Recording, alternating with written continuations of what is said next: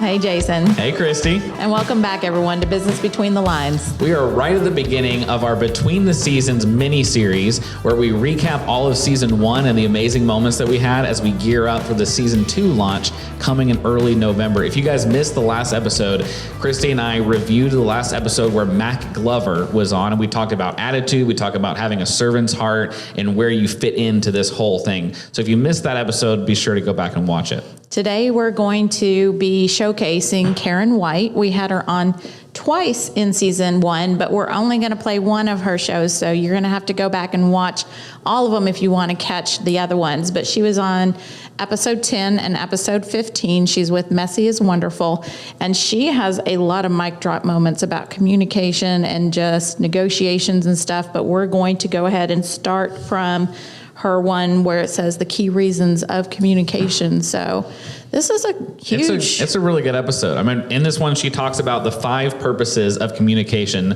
5 of which I think we all can understand and know, and then one secret one that mic drop one maybe not everybody really thinks about. So guys, get ready to tune in and watch this episode with Karen White. Hey, Jason. Hey, Christy. Hey, Karen. Hey! And welcome back, everyone. As promised, we're back here in the studio for Business Between the Lines, and we have with us today Karen, and she is a JAG attorney, which I just think is just so totally cool, but that's not even why I had her on the show. It's mainly because her Messy is Wonderful company and the stuff that she's doing there. And honestly, I mean, what better timing? Our world is messy right now. Everything is messy, and people are kind of freaking out a little bit, and they're not able to keep moving forward like they should.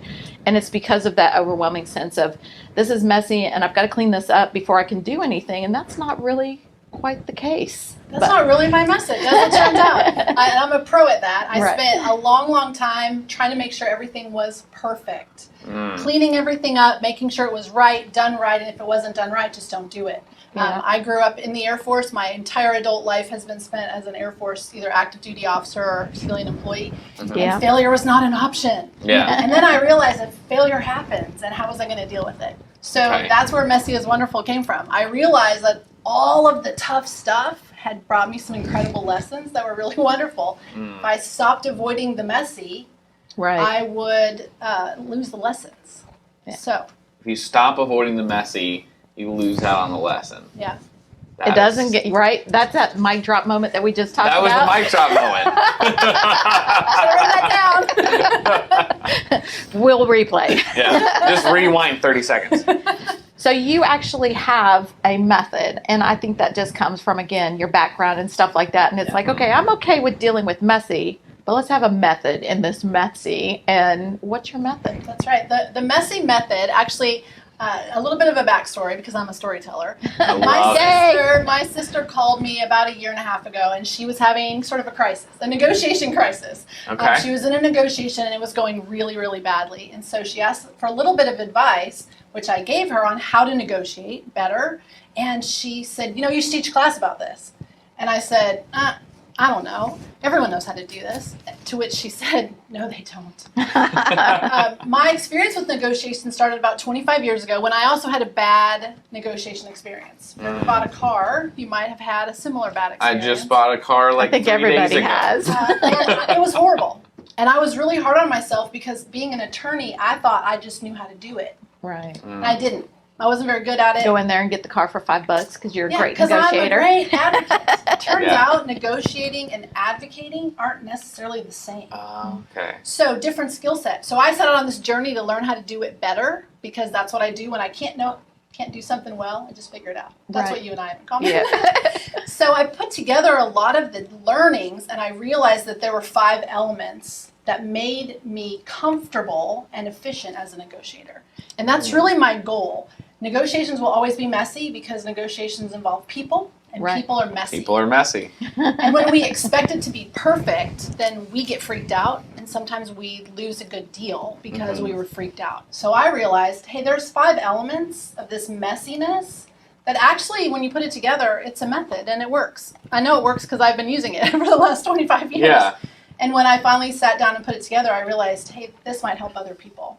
just to Right. put some structure and context and comfort so that you can go into all of these situations feeling more comfortable Yeah. and secure and confident. And that's how you get good deals. So this is speaking to 100% of our listening audience. So Yeah. get your pen ready.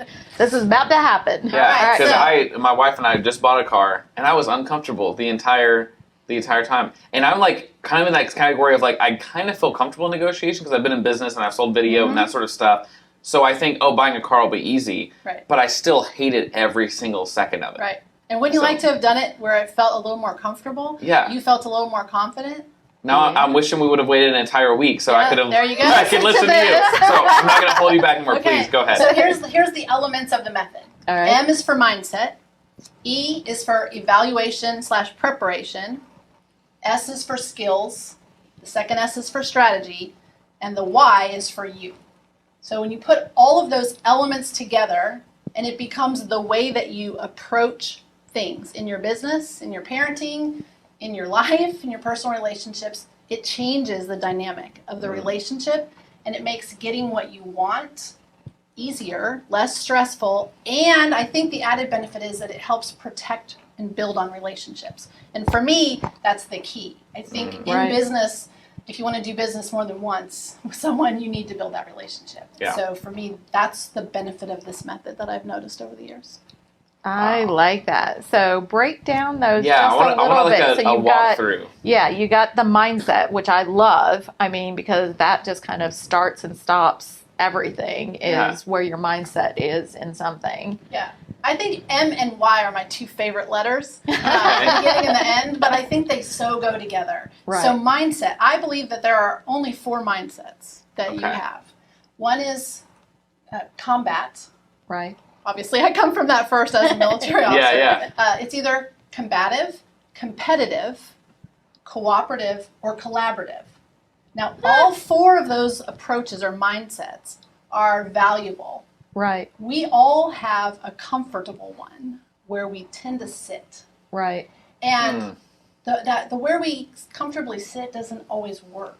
Yeah. And I've found a lot of stress points happen when I'm operating in one mindset and my counterparty, whether that's my child, Right. my spouse, a business person, someone who I'm litigating against, when they come at it from a different mindset that I'm not aware of, Right. and I assume they're coming at it from my mindset, then I have a whole lot of tension. So a there's lot of tension built points. whenever the other person is in a different mindset and you're not aware. Exactly. Okay. Because for example, let's pretend that you and I are in a negotiation setting Okay. and you have a combative mindset. Everything's a fight and you're going to win. Okay. And I come at this from a collaborative mindset, which means we work together and we find solutions. Okay. I think you can see how really quickly that can go sideways. Yeah. Because you come at me with a win and I'm trying to find a mutual win and you're trying to find a single win. So there's a tension that may have happened that's completely unnecessary just based on mindset. If I know that you're combative, you're coming at it and you want to win, then if I change my mindset and say, okay, I'm going to also partake in this from that mindset, maybe I deal with you a little differently. And maybe then I don't feel taken advantage of or stressed out. And maybe I speak to you in a way that you hear because that's the mindset that you're in. So if I'm talking to you about mutual gain and you only care about individual gain, I may feel taken advantage of. If I speak to you as how you're going to win, in my mind, I may know how I'm going to win too. So if you're negotiating with someone and they're in a different mindset than you are, do you match their mindset? Do you try to get them to understand how do you bridge that gap if he's combative and I'm trying to be collaborative? Then how do we bridge that? Because I don't want to then escalate and be like, oh, bring it, Jason. Yeah. That's what I'm thinking is like, I would imagine you don't just want to fight fire with fire, but I understand. But sometimes you do. But sometimes you do. Yeah. I have been in situations where the situation dictates that this is a fight. There are times when we are involved in, for example, if I'm in a social justice advocacy position, I may be in a position where I am fighting for something. Right. If I come at that totally collaboratively and I run up against someone who's only combative, then I may not be as effective. My best tip when I realize that I'm sitting across the table from someone who's approaching it from a different mindset, I call it out. I talk about it. Yeah. I say, it appears to me that you're very interested in finding a win here. I don't say it in an ugly way. Right. And am I reading that right? Now, either you're not aware that you're combative or that you want to win, and so you say, oh, yeah, you're right. And then I say, would you consider it a win if we both found a solution that was good for our relationship? I've helped you redefine win. You've still stayed in your mindset, and I've also moved you a little bit. So my combative mindset of needing a win, you've helped me redefine what winning means. And I've moved you a little bit towards collaborative. And I didn't even know it. And you didn't even know it. Wow. Boom. Holy smokes. Oh my gosh. And I think sometimes what happens is we find ourselves walking away from people when really what we need to do is just redefine. So if I looked at you and said, man, he's just being a hard nose, I'm out of here. Right. As opposed to, ooh, I sense that Jason is approaching this from a combative position. Yeah. I need to figure out a way to make that a win for him. Wow. So then in every, like in that case, it seems like collaborative was kind of a better way to approach it.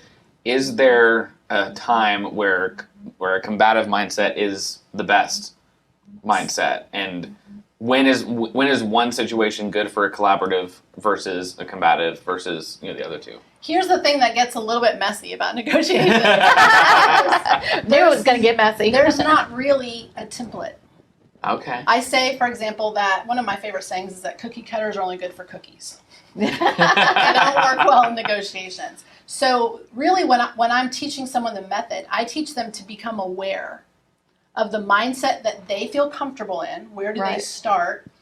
Where is their counterparty starting? And then which mindset would be most efficient? To recognize it so that when you're in a communication setting with someone, that it's not just all about, okay, I'm totally aware of me, but you have to, as quickly as possible, recognize where they're at so that you can have that conversation. So that you can move. And then the rest of the method, when I've evaluated and then I have my skills and strategies, which I've developed to help move someone from a position or a mindset that's not productive. I may be in a situation where a cooperative mindset isn't as helpful as a competitive one, for example, and I need to move it. And how do I do that?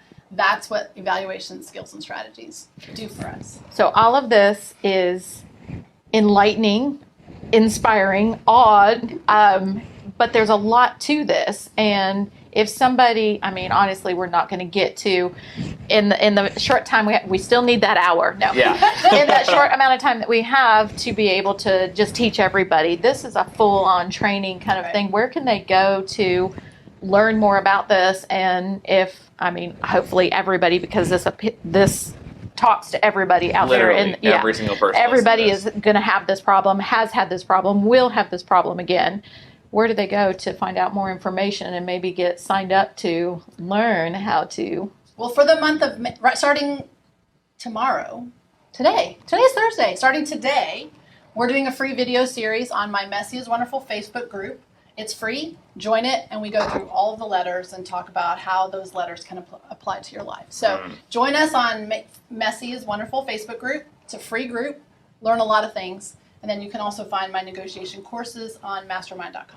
Right. So if they watch this show later and that's already passed, I'm sure you're going to be offering other things. So just seek out that group and make sure that you guys get connected with Karen, because you're going to learn some great stuff, and we all need it because life is messy. So search Messy is Wonderful on Facebook and they'll find the group. Yes. And that's where, join it for that's free. the landing page to learn all the stuff. That's it's a free group.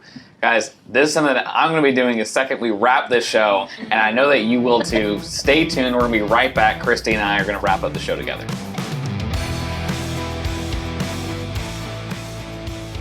We just got through with another amazing, awesome speaker that, my mind is still rolling. We got through like half of the M. Did we? Yeah. We had the whole rest of the word to still go through. Yeah, we still have ESSY. So I feel like we could have a 5-part series just with just with her. Oh yeah. Easy. Oh yeah, most definitely. So you're gonna have to check it out. Look for Messy is Wonderful online on Facebook. They've got a free Facebook group called Messy is Wonderful. Yeah. And you can go there, and that's where she's got lots of material you can look at and learn more about what So she's if you talking missed the free one that she's posting out now, because of the timing of this show when it airs, she will have more things, and you can always reach out to her. But I promise you, it is worth it to pay for some things, especially stuff like this, that will help you in your communications. Because, like she said, life is messy, and we're all in it. Imagine the power of every time you're in a negotiation, if just like half the time you got more of your way. Yeah. Like, that's going to make you a lot of money. So make your life a lot easier. Yeah, so she was talking about the systems and each of the steps, and then each of the steps has their little breakout counterpoints and stuff like that. So yeah, there's no way we would have been able to make it through all of them. But the first one, when she was talking about it, how they have, people's communication skills and stuff, and how we approach stuff. We all have different mindsets going into conversations. If they're combative or collaborative. Totally had a situation happen the other day, so I have a total story for this because it just landed. So I have a friend that works at one of the department stores here in town, and she is one of those collaborative personalities. Always looking out for what's best for the whole. She is definitely has a servant's heart, and she's always wanting to make every customer that comes to their department store have a great experience. And right now, tensions are high. They've been like that for a while in our community and all the other communities. And when a customer gets upset about something, they come in 9 times out of 10 at a combative stage, expecting to have to fight to get what they need to make, to get satisfaction and stuff. And yet, when they came together, when she was talking about it, she was just like, I kept talking with her. I kept saying, I'm here to help. I understand. You're right. I mean, she was telling her everything that she needed to hear so that she would be able to help her. But that customer was in that total blanked combative stage that I'm assuming from past experiences that she didn't get the results that she needed. Yeah, she's walking into the store expecting for the employees to be jerks and to not have her best interest at heart. Right, and to not have her best interests at heart. And so she was yelling. And my friend, I don't think she has the ability to yell. She just has one of those really small voices. And and it just comes from, she just really genuinely wants to help people. So she was she was being talked over, and she was being screamed at and yelled at, and she was just like, in her mind, her frustration level was starting to get to that point. She was like, I can help this person, but she's not hearing me. And they had that messy communication going, and she actually did raise her voice, and she was like, if you could just stop screaming for 1 second.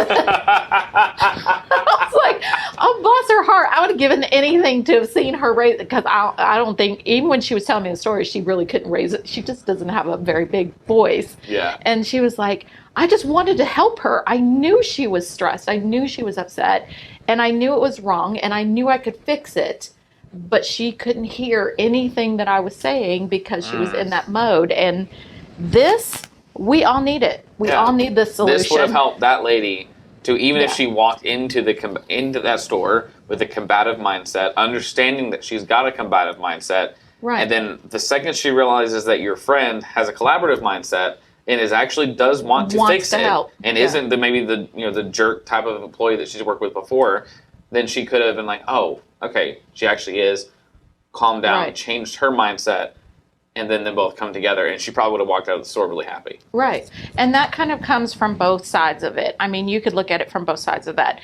My friend who was collaborative, she could have stayed in that zone and never had been able to help, but she recognized there is nothing I can say at this level that is going to get through, and she actually had to force herself to raise to that level, which is what Karen was saying. She had to kind of step into the combative mindset a little bit to then redefine what a win is, like Karen was saying. Right. And I was just like, that was a beautiful thing. But yeah, it would be nice if more of us would, even managers, owners, and stuff like that, would send their staff to classes like this and to provide that training and stuff so that we can all get a little bit cleaner in our messy worlds, but just, take that messy and just kind of streamline it a little bit better and be able to communicate with people a little bit better. Like Karen says, like, negotiations are not just for, okay, well, you're going to give me this product or service and how much do I have to pay for it? Right. And it's not all about money. I mean, negotiations happen at any point in time, and I think her whole philosophy, which I'm going to join the Facebook page and learn more about, but her whole philosophy about understanding, okay, how am I thinking about this situation? What's my mindset? And the person who's across from me, how are they thinking about it? Yeah. That totally changed. Even as simple as, like, okay, where are we going to eat? In a situation where I'm just really wanting chicken wings, I'm going to be a little bit more combative. I'm like, I'll go anywhere, but I want chicken wings, and I want good chicken wings, which probably eliminates some of the places. But if I'm just like, let's all go out to eat, don't care, that's more of a collaborative sort of mindset. Yeah, we all need to be trying each day to get a little bit better at the things that we do and to learn something all the time. And this is gold. This is just serious gold. And I think Karen's going to be someone we're going to have back sometime in the future, guarantee it. Yeah, this is just like a little snapshot of her new company, the Messy is Wonderful. And it comes from real life experiences and stuff. And this is what we keep telling all of our listeners. If you're out there and you have a messy situation and you found a way to overcome that and surpass it and find success in a messy situation, somebody else wants to hear that, and somebody that could help somebody else. This in so many ways speaks to everybody, but we have to have that mindset where if you didn't learn this, somebody just giving you a little snapshot like we just did right now, it might fix one or two things, but you really need to learn the whole thing. And then you have to practice it, because if you don't get in the habit, it's still going to be a struggle, because you're going to be like, what was that other thing? If I'm combative and she's collaborative or she's, there's so many different things. Yeah, if you focus on it enough, it becomes a second nature thing. Right. Well, I imagine, because I'm not there yet, but I hope I will be. Where I'm hoping for me, it'll become a second nature for me to always be aware of what my mindset is. Because it seems like Karen lives a little bit of an easier life than a lot of people, because she's understanding, those core principles. Yeah, and she'll be the first one to tell you, she still has struggles and stuff, but she comes out of those struggles just a little bit faster each time because of being aware, and we have to be aware of this stuff. And I mean, there's so many good books out there. One of my favorite ones with Dr. Hartman on personalities and stuff like that. You have to learn these, and you have to be willing to bend a little bit to get a little bit and stuff. But I think if everybody put their staff through something like this, how much better their work environment would be, how much better they would understand customers. Each other. Yeah. The employees would understand their employees. The employees would understand you as a business owner. Right. Yeah. So I love that, she had a problem, and she came up with a very unique solution, which is why we had her on the show, because her unique solution to her problem of negotiations, communications, is something that's been of value to you listening. So if that's also you, if you've had a problem that then maybe you tried a lot of different things, but then you found that one unique solution that you wish everyone knew because it helped you and you want other people to be helped, we would love to have you as a guest on our show, just like we had Karen today. So if you fall into that category, reach out to us on Facebook, Business Between the Lines on Facebook, and we'd love to have you on the show. And huge shout out to our wonderful sponsors that make this show happen. Thank you guys so much. Vortex Spring, we love you. We couldn't do this without you, so we really appreciate your sponsorship. If any of you out there want to get a little plug in or a little bit of street cred on the Business Between the Lines show, we would love to have you as sponsors too. Just reach out and tune in for Business Between the Lines. Exactly. Thank you guys so much. We'll see you next week. Hey, Jason. Hey, Christy. Welcome back, everyone. That was, again, an amazing recap of Karen White's show. I've watched it several times, both of her episodes from season 1, so make sure you guys jump back and watch the other one. If you missed it, she was in episode 10 and episode 15, and her whole thought process with start from a place of awareness and we're better people is just, to me, is just amazing. And I picked that up kind of from both of those episodes. So definitely make sure you take time to watch both of them. Yeah, I loved hearing this. If you guys have, if you watch that segment, if you watch the other episodes, and you already know this, but I've already learned so much from Karen, and something I learned from the first episode, I was able to then apply that lesson straight to them whenever I was speaking with a client. So if you watch both of them, you'll figure out what the lesson was, but it was really, really cool. So Karen's incredible. We were so glad that she was able to be on the show and to be on the recap today. But now moving on to the next episode. Next week, we're going to have Logan Price's episode back on the show. Again, we're right in the middle of this Between the Seasons mini-series, so be sure to tune in next week to see Logan's story yet again and continue to get ready for the big launch of Season 2 coming in early November. And you can catch all of these episodes that we are doing right now on Thursdays at 5:30, and we are on YouTube, we're on Facebook, we're on your favorite podcast, so you can catch us just about anywhere. We can't wait to have you on the show as well.